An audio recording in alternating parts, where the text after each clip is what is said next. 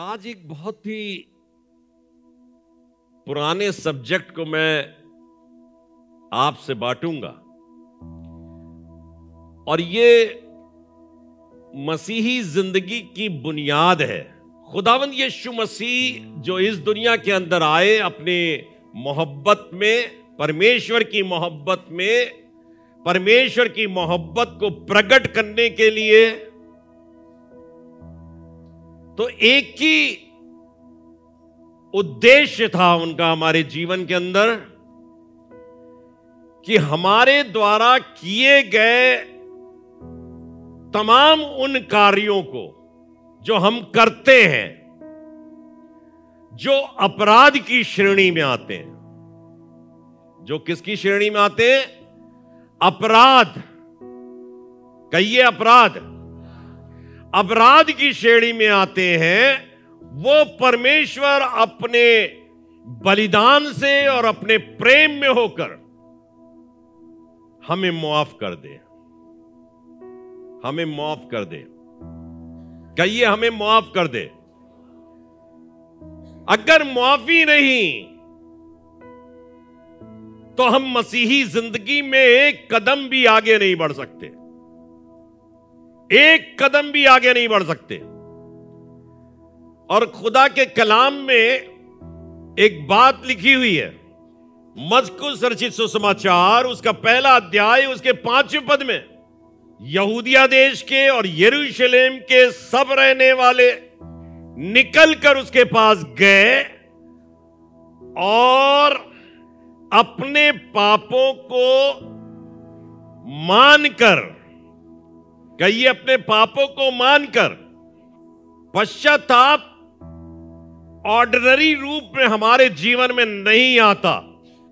हम जितने काम करते हैं, आप जितने काम करते हैं, अपनी दृष्टि के अंदर हम सही हैं, कुछ गलत नहीं। हमसे पूछिए, हम जो काम कर रहे हैं, आपने कोई गलती की? नहीं गलती की। हमने क्या गलती की? और आप में से अगर किसी से यह सवाल किया जाए, आपने कोई गलती की अपने परिवार को चलाने में, अपने व्यक्तिगत जीवन को संभालने में, अपने सामाजिक क्रियाओं के अंदर कोई गलती की? ज्यादातर जवाब यह आएगा, हमने क्या गलती करी? हम कभी गलती करते ही नहीं।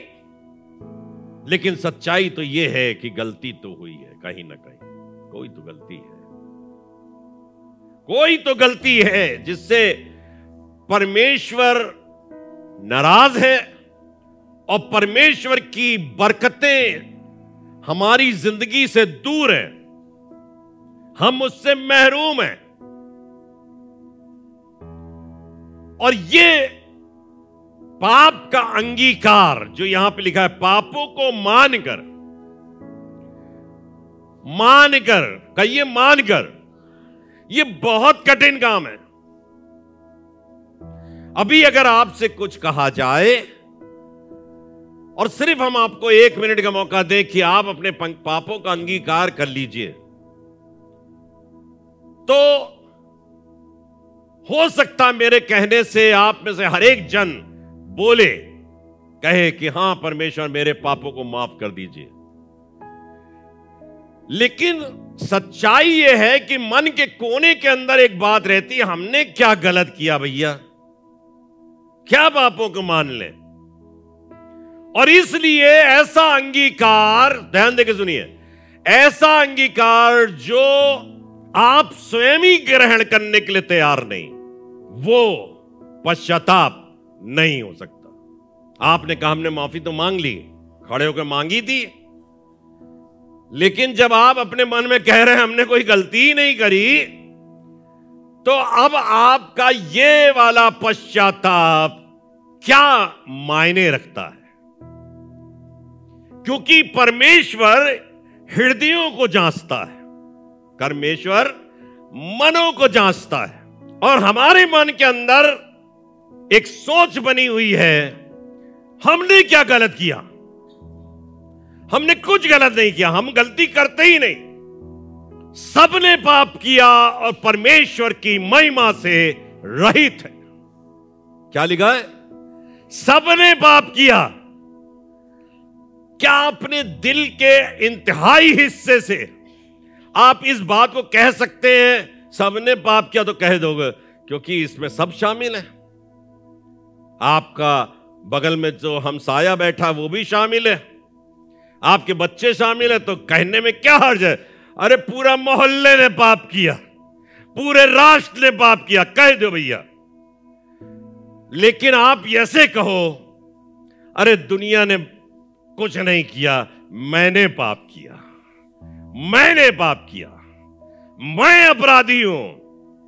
कि सारे यहूदिया देश के और यरूशलेम के सब रहने वाले निकलकर उसके पास आए, यहूदिया देश के और यरूशलेम के, और लिखा है अपने पापों को मानकर, अपने पापों को। देखिए यहां पर भेद है। अपने पापों को मानकर बपतिस्मा लिया, लेकिन थोड़ी देर बाद कहने लगा, ये खुदा का खादिम कहने लगा, आए बोली बोली बोली बोलिए, अपने पापों को मानकर बपतिस्मा लिया, मतलब बपतिस्मा लेने वालों की भी भीड़ है। फिर वो कहने लगा, आए सांप के बच्चों। अरे यार पाप मान लिया, हम लोग भी तो वही करते हैं, हाँ आप भी तो वही करते हैं। बिल्कुल नूरानी फरिश्ते की तरह हम लोग बैठे हैं, हम नूरानी फरिश्ते की तरह आपसे बातचीत कर रहे हैं, लेकिन हृदयों का जांचने वाला जानता है मेरे हृदय की सच्चाई क्या है। और इसलिए खुदा हमारे साथ उसी तरीके से व्यवहार करता है, हम उसके ऊपर आरोप नहीं। तो मैंने जो सब्जेक्ट लिया है वो क्या है? Genuine repentance. रिपेंटेंस तो रिपेंटेंस होती है ना, उसमें जेन्युइन क्या होता है?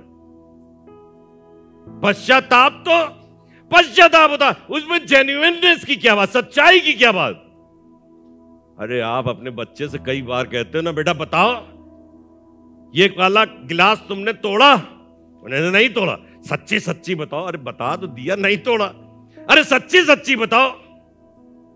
इसका मतलब आप अपने में जानते हो कि सच ये जो ये बोल रहा है ये सच नहीं है। इसी तरीके से हमारा पश्चाताप, हमारे आंसू, हमारा विलाप, हमारी स्तुति प्रशंसा, हमारा हाथ का उठाना, हमारा तालियों का बचाना कई बार परमेश्वर को समझ में नहीं आता, हमें समझ में आता, खुद को समझ में आता है। देखिए मैंने अभी मरकुस पढ़ाया था, और मरकुस जो पढ़ाया था वो यूहन्ना का प्रचार था, यूहन्ना कह रहा है।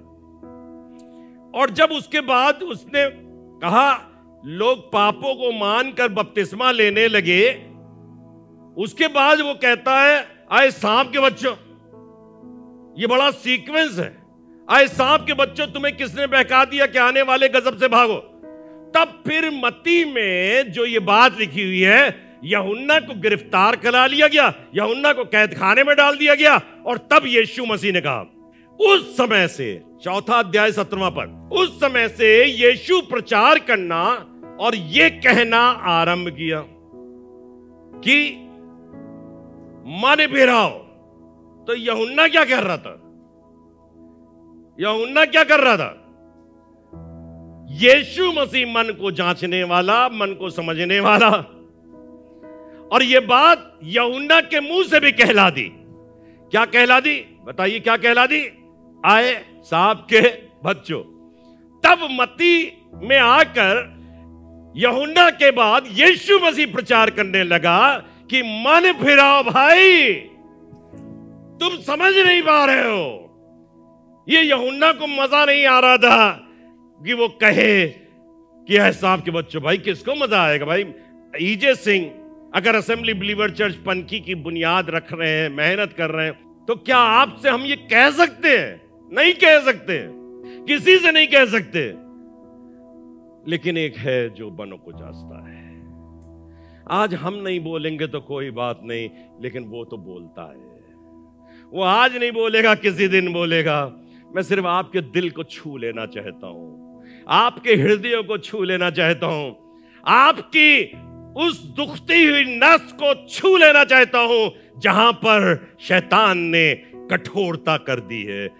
ऐसी कठोरता कि हम अपनी गलतियों को समझ ही नहीं पा रहे। तो उसने कहा, मन फिराओ। मैं इसलिए नहीं कह रहा हूं सिर्फ बपतिस्मा ले लो, मैं इसलिए नहीं कह रहा हूं कि मुझे मजा आ रही तुम्हारे रोने से, तुम्हारे विलाप करने से, क्योंकि स्वर्ग का राज निकट आ गया है। यीशु मसीह आने वाला है, यीशु मसीह शीघ्र आने वाला है। तब हमको यह समय नहीं मिलेगा।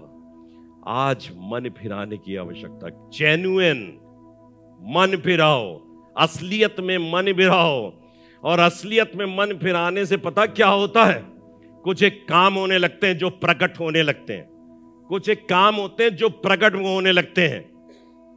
लिखा हुआ है परमेश्वर के वचन में, तुम्हारे फलों से वो पहचान लेंगे। तुम पहचाने जाओगे काहे से? फलों से। मैंने हिंदी में लिखा ये वाला पॉइंट, केवल पेशे। सुनिए ध्यान से, केवल पेशे। पेशे समझते हैं क्या होता है? प्रोफेशन। हमारा प्रोफेशन है, आपका प्रोफेशन है बहुत से। तो केवल पेशे और बाहरी दिखावे को, पेशे और बाहरी दिखावे को हतोत्साहित करने के लिए, हतोत्साहित करना मतलब डिस्करेज करना, डिस्करेज करने के लिए वास्तविक पश्चाताप में प्रमाण की आवश्यकता होती है। जब आप किसी के पास जाओगे और रिलायंस का कपड़ा खरीदोगे, अगर जेन्युइन होगा तो आपकी वो किसी भी शर्त को मान जाएगा। जाइए आप कंपनी में दिखा लीजिए, अगर कंपनी वाले इसको रिफ्यूज कर दें, हम आपको 10 लाख रुपए देंगे। अरे 2000 का कपड़ा था, 10 लाख दे। क्यों? प्रमाणित है। इसीलिए हम खुदावंद यीशु मसीह की बातों को दावे के साथ कहते हैं कि ये तो सच्चा था, सच्चा है और अब तक सच्चा रहेगा। तो पेशे से, और क्या बोला मैंने, बाहरी दिखावे को डिस्करेज करने के लिए वास्तविक पश्चाताप में प्रमाण की आवश्यकता होती है। क्यों कह रहा हूं? मत्ती रचित सुसमाचार उसका 3 अध्याय उसके 8वें पद को देखिए। सो मन फिराओ, सो पश्चाताप के योग्य फल लाओ। पश्चाताप को दिखाओ नहीं है, पश्चाताप को दिखा रहे हैं। ये अक्सर म्यूजिक टीम करती है।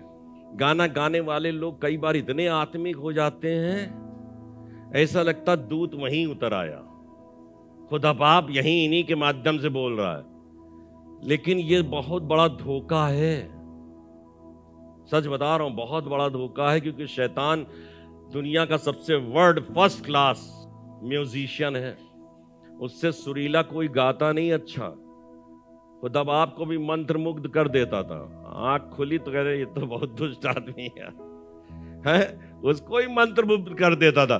तो हम लोग को जो म्यूजिक से ताल्लुक रखते हैं भाई, सब लोग जान लें, जो ड्रम बजाते, जो गिटार बजाते, जो गाना गाते, बहुत इस्तेमाल करता है वो।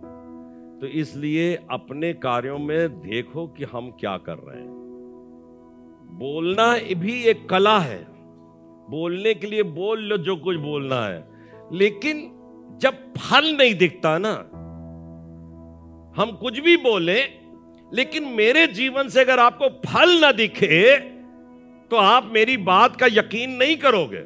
कल से कहोगे सबसे झूठा पादरी है यार, ये तो बहुत बेकार पादरी, इस चर्च में मत जाना। लेकिन जब आप उसमें कुछ जेन्युइननेस देखते हो तब आप आकर्षित होते हो कि नहीं ठीक है, ठीक कहा जा रहा है, ठीक बात तो सिखाई जा रही है। जेन्युइननेस। तो लिखा है मन फिराओ के योग्य फल लाओ, मतलब फल लाना पड़ेगा, प्रामाणिकता देनी पड़ेगी, अपनी बातों पे प्रमाणित ठहरना पड़ेगा। कैसे कैसे एक उदाहरण देना चाहता हूं आपको। लिखा है खुदा के कलाम के अंदर, अगर आप आयत देखेंगे तो मिलेगा लूका रचित सुसमाचार 8वां अध्याय और उसके प्रारंभिक पदों से लिखा हुआ है। लिखा यह है, एक बीज बोने वाला बीज बोने निकला, एक बीज बोने वाला बीज बोने निकला और कुछ राह के किनारे गिरा, कुछ पथरीली भूमि पर गिरा, कुछ झाड़ियों में गिरा। और उसके लिए लिखा है जो राह के किनारे गिरा वो पक्षी चुन ले गए, जो पथरीली भूमि पर गिरा, गहरी जमीन ना मिलने के कारण जब धूप लगी तो सूख गया, मर गया। जो कहां गिरा? झाड़ियों में गिरा, तो झाड़ियों ने पड़कर उसे दबा लिया। लेकिन कुछ अच्छी, आप अच्छी भूमि बनोगे। यस, अच्छी भूमि। तो अच्छी भूमि के लिए लिखा है कोई 100 गुना, कोई 60 गुना और कोई 30 गुना फल लाया। मतलब जब अच्छी भूमि पर गिरेगा तो फल लाएगा। कहिए फल लाएगा।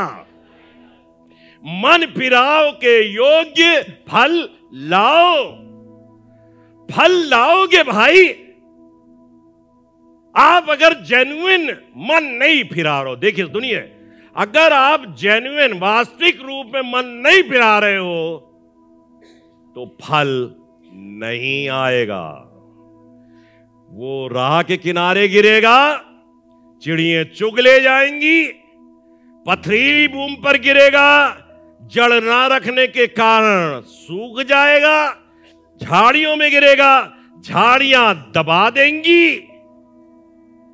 इसलिए जब अपनी भूमि को संवारो, अपनी भूमि को बनाओ तो अच्छी भूमि बनाओ।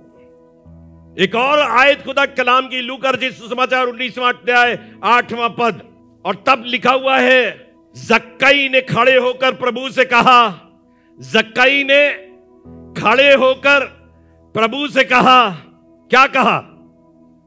क्या कहा?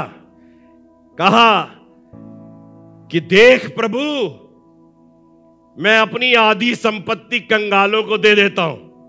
मैं अपनी आधी संपत्ति कंगालों को दे देता हूं, और यदि कुछ किसी से नाहक ले लिया है उसे 4 गुना फल लाओ। यह है फल, यह है फल। जब फल दिखाया गया, जब उसने फल दिखाया ना जक्कई ने, तब खुदावन यीशु मसीह को रिक्वेस्ट, मतलब जक्कई के द्वारा खुदावन यीशु मसीह से रिक्वेस्ट करने की जरूरत नहीं पड़ी। दे दे, दे दे। यीशु मसीह ने कहा, आज इस घर में उद्धार आया है। कभी कभी हमारे पापों के अंगीकार करने में, हमारे पश्चाताप करने में हम लोग विलंब करते हैं। क्या करते हैं? विलंब। कहिए विलंब। समझ में आ रहा विलंब किसे कहते हैं? देरी करते हैं। भैया 36 साल से समझा रहे हैं तुमको, इस बात को समझ में नहीं आई। नहीं पादी साहब, इतने दिनों समझ में नहीं आई। विलंब कर रहे हैं, विलंब कर रहे हैं। और विलंब से क्या होता है? परमेश्वर के क्रोध को अपने ऊपर लाते हैं। जब हम पश्चाताप करने में विलंब करते हैं तो क्या होता है? परमेश्वर का क्रोध। इजरायली कौम परमेश्वर की कौम थी, और मूसा के मार्फत से इजरायली कौम को खुदा निकाल के ला रहा ताकि मुल्क कनान में ले जाए। रास्ते में बड़े आश्चर्यजनक कार्य दिखाए जा रहे हैं। आसमान से मन्ना गिराया जा रहा है, चट्टान से पानी पिलाया जा रहा है, बटेरे आ रही, मटेरे खा रहे हो। नहीं, कुड़कुड़ाने में कोई कमी नहीं, कुड़कुड़ाने में कोई, खुदा बाप को भी बुरा बुरा बकने में कोई कमी नहीं। ऐसा खुदा है, हमको ले आया यहां पर, हमको मारने के लिए ले आया। क्या हमारे लिए मिस्र में कब्रें नहीं थी? हम आराम से वहां मर जाते हमारे बच्चे। यहां ले आयो, एक बार खुदा ने कहा मूसा से कि ऐसा कर, हर गोत्र में से एक चुन ले और जाकर, वो सामने कनान देश है पहाड़ के उस तरफ, जाकर देख ले कि वहां जहां मैं ले जा रहा हूं वो देश कैसा है, वहां की फसलें कैसी हैं, वहां के लोग कैसे हैं। वो गए और देख के आए। तो यहोशू और कालेब ने कहा कि वो देश तो बहुत सुंदर है, वो देश तो बहुत सुंदर है, वहां तो दूध और शहद की नदियां बहती हैं, वहां के फल हम लेके आए, कंधे पे रख के दाख की एक गुच्छे को लेकर आए, कंधे पे रखकर ये खाते हैं वो लोग, और बहुत अच्छे लोग हैं वहां के, और हम में ताकत है कि हम उनको जीत लेंगे जाके। लेकिन बाकी लोग जो थे उन्होंने क्या कहा? उन्होंने क्या कहा? अरे वो अनाक वंशी हैं, नपीले लोग हैं, वो बहुत बलवंत हैं। ठीक है, दूध और शहद की धाराएं बहती हैं, लेकिन पीते तो वही हैं, हम थोड़ी ना पी रहे हैं। ये दाग का गुच्छा जो लाए ये खाते वही हैं, वो बहुत बलवान हैं, वो अपने ही लोगों को खा जाते हैं, निगल जाते हैं, और हम में ऐसी शक्ति नहीं कि हम उनके ऊपर जय प्राप्त कर सके। इजरायली रोने लगे, विलाप करने लगे, आंसू बहाने लगे, दुहाई देने लगे, आए खुदा, आए मूसा, तू हमको निकाल के कहां ले आया? मारने के लिए ले आया। यहोशू आया, कपड़े फाड़े, कालेब आया, कपड़े फाड़े, और अब कहने लगा चुप रहो, चुप रहो, खामोश रहो, क्योंकि खुदा ने वो देश तुमको देने की शपथ खाई है। खुदा कहता है मेरे जान की सौगंध, ये देश मैं तुमको दूंगा, मेरे जान की सौगंध। अरे खुदा अपनी सौगंध खाकर तुमको बहुत कुछ देना चाहता है मेरे प्रिय लोगों, तुम्हारे लिए उसने प्राण दे दिए, क्या कुछ ना देगा? क्या कुछ ना देगा? प्राण दे दिए। चुप रहो। खुदा को गुस्सा आ गया। खुदा कहने लगा ये लोग हुक्म ना मानने वाले हैं, ना फरमान बरदार हैं, ये एहसानों को याद नहीं रखते, ये भूल जाते हैं। मैं कैसे इनको मिस्र देश से निकाल के लाया हूं। अरे समुंदर 2 हिस्से हो गया, उसमें से निकाल के लाया हूं। मैं आग की ज्वाला में इनको रोशनी देकर अब बादल के छाए में निकाल के लाया हूं। ये भूल गए, ये भूल गए कैसे टिड्डियों से बचाया, कैसे महामारी से बचाया। ये भूल जाने वाली कौम है, मैं इनको बर्दाश्त नहीं करूंगा। मूसा ने कहा आए खुदा, अगर तू इनको ये मार देगा तो दूसरे लोग कहेंगे ये बुरे ख्याल से इनको यहां पर लेकर आया है। प्लीज ऐसा मत करना। आप में से कई लोग काश के मूसा बन जाएं, काश के हारून बन जाएं, काश के कालेब बन जाएं, कहें खुदा बाप प्लीज रहम कर। अरे हम तो अपने ही आप में इतने घुटे और मरे जा रहे हैं कि हम दुनिया के लिए क्या प्रार्थना करें। हमको और आपको खुदा ने दुनिया के लिए रखा है, हम अपने से नहीं निकल पा रहे, अपनी गलाजत से, अपनी बुराई से बाहर नहीं निकल पा रहे।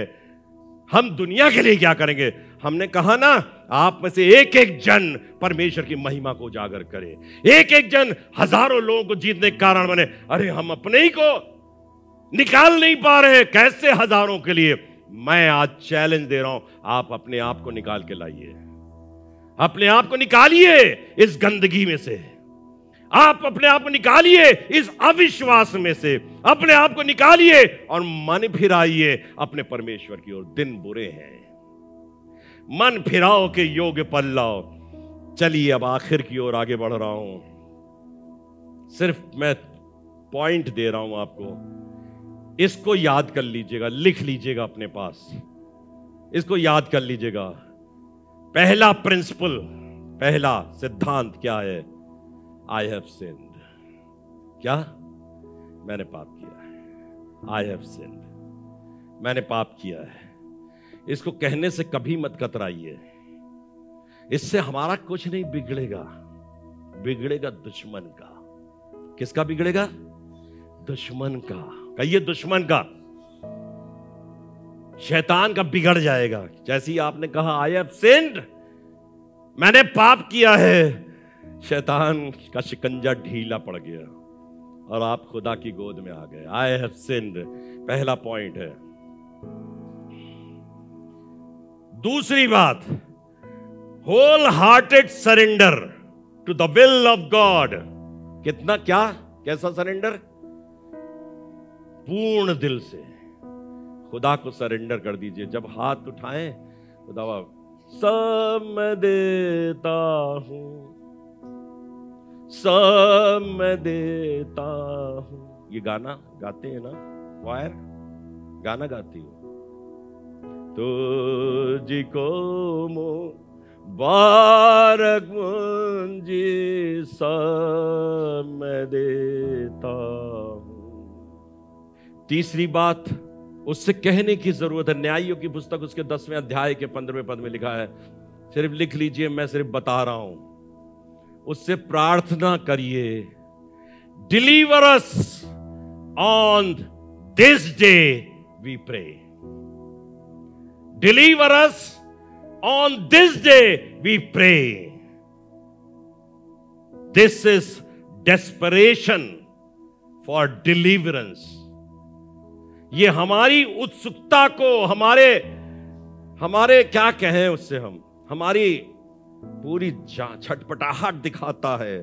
खुदा बाप कुछ कर दे, खुदा बाप कुछ कर दे। हम लोग क्या इस तरीके से कहते हैं? एक बार कह दिया, सवेरे उठ के दुआ तो की थी, लेकिन छटपटाहट है कि नहीं है? किसी भी काम को करने के लिए, कोई मकान बना रहा हो, छटपटा रहा है, आज ये कर लूंगा, आज ये कर लूंगा, आज ये कर लूंगा, आज पूरा मकान बना डालूंगा। जब ये छटपटाहट होगी तो कम से कम इतनी ऊंची की दीवार तो खींची जाएगी, लेकिन छटपटाहट है ही नहीं। तुम ढीले, तो मिस्त्री ढीला, मिस्त्री ढीला तो लेबर ढीला, सब ढीला, सब ढीला। जहां पर 300 ईंटें लगनी चाहिए, 400 ईंटें लगनी चाहिए, वह 50 ईंटों में कहते थैंक यू, जाड़ा बहुत है।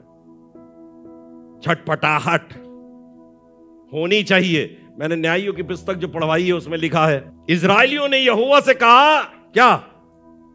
इजराइलियों ने यहोवा से कहा, हमने पाप किया है, इसलिए जो कुछ तेरी दृष्टि में भला हो वही हमसे कर, परंतु अभी हमें छुड़ा, परंतु अभी मुझे छुड़ा। जो कुछ, भाई लोगों बहनों, कितनी बढ़िया बात लिखी, what a wonderful word it is. ये मेरे दिल को हिला रहा है, कह रहा है हमने जो कुछ किया, पाप किया, खुदा बाप हमसे जैसा चाहा व्यवहार कर ले, लेकिन आज तो हमें छुड़ा। आज हम शिकंजे में हैं, आज हम गिरफ्तारी में हैं, आज शैतान ने हमको घेर रखा है, आज हमें छुड़ा। अभी प्रे दिस। अपने घर में जाइए, प्रार्थना कीजिए, हमने पाप किया है, कहिए उससे हमने पाप किया है, हमको सजा दे दे खुदा बाप। हम अंगीकार करेंगे, तेरी सजा को ले लेंगे, क्योंकि वैसे भी हम क्या कर लेंगे तेरा,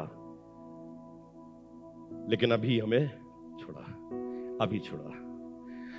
जब जेल में खड़े हो, जब दुश्मन के सामने खड़े हो, जब बादशाह के सामने खड़े हो, कोड़ा लिए आदमी खड़ा हो, तो कहे खुदा बाप जो चाहना व्यवहार कर ले, लेकिन आज तो मैं, अरे यहां तो छुड़ा खुदा बाप, तेरी नामोशी हो रही है, तेरी बेइज्जती हो रही है, हम तेरे बच्चे हैं, अभी हमें छुड़ा।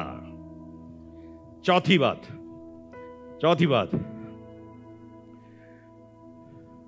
दे put away the strange gods from among them. उन्होंने अपने बीच से, जब ये वाली वारदात गुजरी जो मैंने बताई थोड़ी देर पहले, उन्होंने अपने पास से वो तमाम बुत, हमने अपने जीवन के अंदर बहुत से बुत बना रखे हैं, बहुत से बुत हैं जिनकी पूजा करते हैं, किसी रूप में होगा, लड़के के रूप में होगा हमारे जीवन में बुत, लड़की के रूप में बुत होगा, बाप के रूप में बुत होगा, भाई के रूप में बुत होगा, मकान के रूप में बुत होगा, नौकरी के रूप में बुत होगा, पैसे के रूप में बुत होगा, शक्ति के रूप में बुत होगा, हमारे अप्रोचेस के रूप में बुत होगा। कोई बुत है जिसके ऊपर विश्वास करते हैं। यीशु से ज्यादा विश्वास अपने बुत पर करते हैं। उन्होंने उन सब चीजों को दूर किया। नहीं, अब इसका सहारा नहीं मिलेगा, वरना बेटा कनान मुल्क में मैं तो क्या, मेरे लिए तो मना ही हो गया जाने के लिए, मेरी औलादें भी नहीं जा पाएंगी, क्योंकि अभी खुदा ने इतना रहम किया 20 साल तक के बच्चे चले जाएंगे, लेकिन तुम तो नहीं जाओगे, तुम तो यहीं नाश होगे। हमारी नाफरमानी से कहीं ऐसा ना हो कि हमारे बच्चे भी ना जाएं, हमारे बच्चों पर भी वो श्राप चला जाए जो श्राप हमारे ऊपर लगा हुआ है। आखिरी बात 10वां अध्याय 16वें पद में लिखा है, they served the Lord, they served the Lord. क्या लिखा है? तब वे पराये देवताओं को अपने पास से दूर करके यहोवा की उपासना करने लगे, और वो इजराइलियों के कष्ट के कारण खेदित हुए। वो सब देवताओं को दूर करके अब वो क्या करने लगे? क्या लिखा है? अपने मध्य से दूर करके यहोवा की उपासना करिए, यहोवा की उपासना करिए, यहोवा की उपासना करने लगे, और वो इजराइलियों के कष्ट पर क्या हुआ? अब अरे हमारे और आपके अंदर इतनी ताकत है ना, सुनिए इधर मेरी बात, हमारे और आपके अंदर इतनी ताकत है, खुदा भी दुखी हो जाता है।